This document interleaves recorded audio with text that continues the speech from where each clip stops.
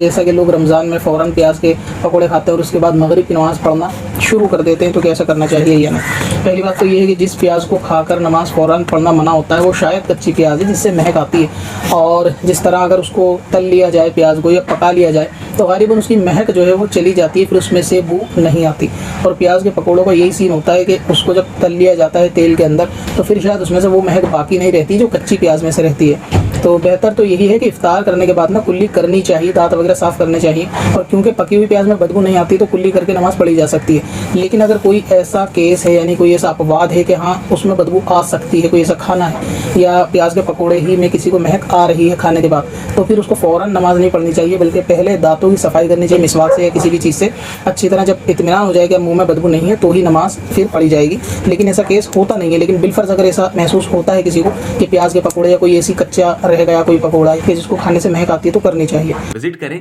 qazacalculator.smswarsi.com पर और इस कैलकुलेटर से अपनी तमाम कज़ा नमाजों का हिसाब मिनटों में करें और डाउनलोड भी करें।